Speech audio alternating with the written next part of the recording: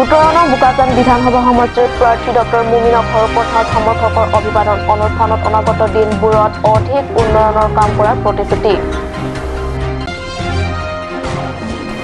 জনতা দল ইউনাইটেড হৈ 18 নং বিধানসভাৰ বাবে প্ৰদীপ তকবি আৰু 19 নং বিধানসভা সমষ্টিৰ বাবে ৰোহিণী তকবিয়ে নিৰ্বাচনত অৱতীৰ্ণ হ'ব।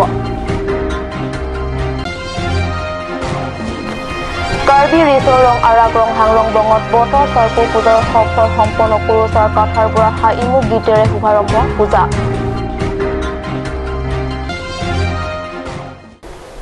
নমস্কাৰ, অসমীয়া প্ৰাইম টাইম বাতৰিলৈ স্বাগতম জনাইছো। ষ্টুডিঅ'ত মই ৰাণীতি মুক্তি। এতিয়া আগবাঢ়িছো প্ৰথমটো খবৰলৈ।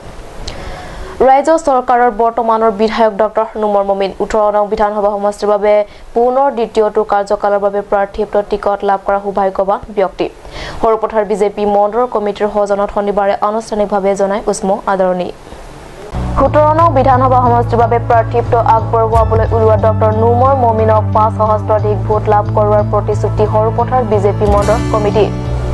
বিনিময়ত দ্বিতীয়টো কাৰ্যকালৰ বাবে বিজয়ী হৈয়ে বৃহত্তৰ হৰপথাৰ সমষ্টিত আৰু অধিক উন্নয়ন প্ৰতিশ্ৰুতি প্ৰদান প্ৰাৰ্থী ডক্টৰ নুমৰ মমিনৰ। সভাত উপস্থিত বিষাৰ সমৰ্থক ৰাইজৰ উদ্দেশ্যি দিয়া ভাষণত তেওঁ শেহতীয়া কাৰ্যকালত হোৱা উন্নয়নৰ খতিয়ান দাঙি ধৰি ভোটাৰ ৰাইজৰ দৃষ্টি আকৰ্ষণৰ প্ৰয়াস কৰে প্ৰাৰ্থীগৰাকীয়ে।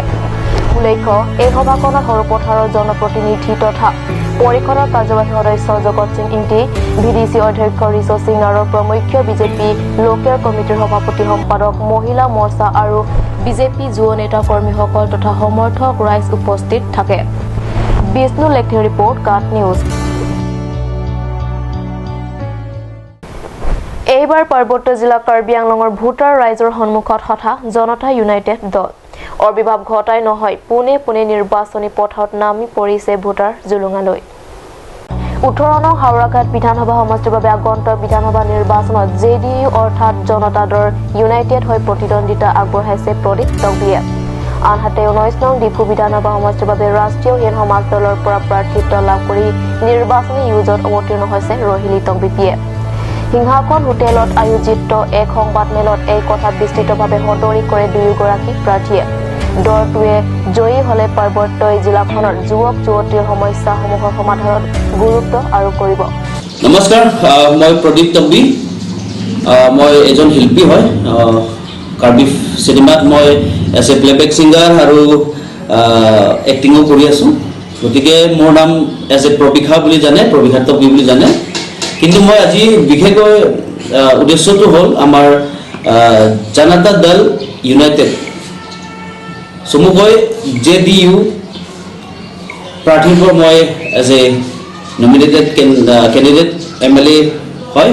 গতিকে আমাৰ হাওৰাঘাট 18 হাওৰাঘাট STৰ পৰা যিটো কিবা আছে মানে ইলেকশ্যন এবাৰ খেলিব, তেতিয়া এই সময়ত মই খেলিবলৈ চেষ্টা কৰি আছোঁ আৰু খেলিম।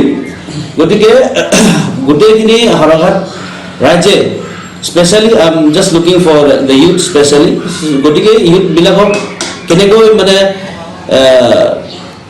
আগলৈ নিবলৈ চেষ্টা কৰিম আৰু যাতে যেন মোক আগলৈ আমি একেলগত মিলিজুলি কাম কৰিবলৈ চেষ্টা কৰিম। গতিকে মই এতিয়া হাওৰাঘাট LAৰ পৰা এতিয়া উঠি আছোঁ। গতিকে চবে হাওৰাঘাটত যিমানে থকা ৰাইজে মোক মৰম দিব আৰু এৰো চিম্বলত JDU প্ৰাৰ্থীৰ পৰা মোক জয়যুক্ত কৰিবলৈ অনুৰোধ জনালোঁ। Thank you. মোৰ নাম ৰোহিণী তকবি। মই ডিফুত 19 পৰা MLA এবাৰ ষ্টেণ্ড হ'ব বিচাৰিছোঁ আৰু পাৰ্টি হ'ল ৰাষ্ট্ৰীয় হীন সমাজ পাৰ্টি। বাইদেউ, আপুনি ৰাইজৰ ওচৰলৈ কি ইছ্যু লৈ পেলাই আগবাঢ়িব? মানে কিছুমান বহুত মানে সুবিধা অসুবিধাটো এনেই আমি চবেই গম পাই আছোঁ। সেইকাৰণে যিমান পাৰোঁ ভাল কাম মই কৰিব পাৰিম নেকি, মই নিজে মানে কিবা ভাল ৰাস্তালৈ যাব পাৰিম নেকি, এনেকৈ মই ভাবি পেলাই মই এবাৰ ষ্টেণ্ড হ'ব বিচাৰিছোঁ। বাইদেউ, আপুনি কিমান আশাবাদী এবাৰ?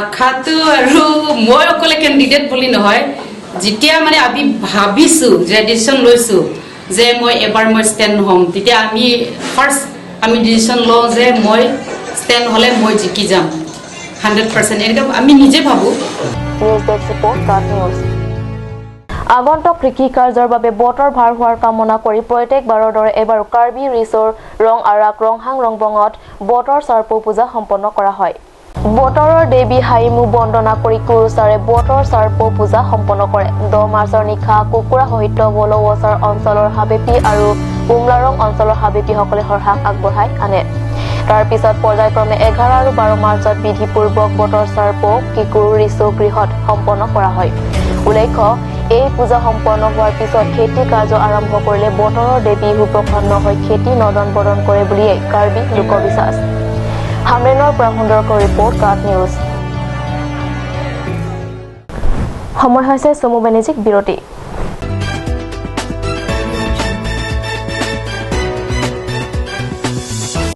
আজিকালি যিকোনো পাৰ্টি মানে কাঞ্জ জুচ বাইদি বেটো কমলাটো খাইছিলি না আনাৰসৰটো পাহাৰীয়া কমলা আৰু আনাৰসৰ পৰা তৈয়াৰ কৰা কাঞ্জ জুচ সম্পূৰ্ণ বিশুদ্ধ কাঞ্জ জুচ খাওক জীৱনৰ মজা লওক কাঞ্জ জুচ আজিকালি যিকোনো পাৰ্টি মানে কাঞ্জ জুচ বাইদি বেটো কমলাটো খাইছিলি না আনাৰসৰটো পাহাৰীয়া কমলা আৰু আনাৰসৰ পৰা তৈয়াৰ কৰা কাঞ্জ জুচ সম্পূৰ্ণ বিশুদ্ধ কাঞ্জ জুচ খাওক জীৱনৰ মজা লওক কাঞ্জ জুচ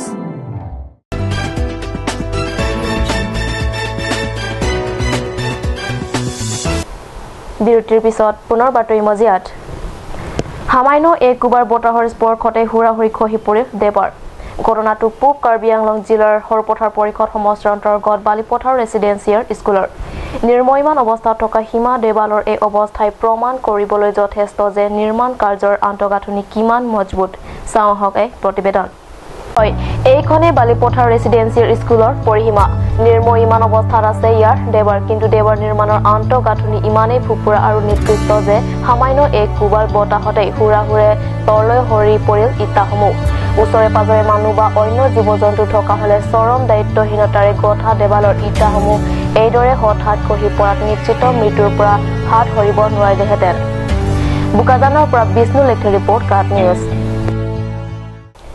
আজি অসমীয়া প্ৰাইম টাইম বাতৰিটো ইমানতে সামৰিছোঁ ধন্যবাদ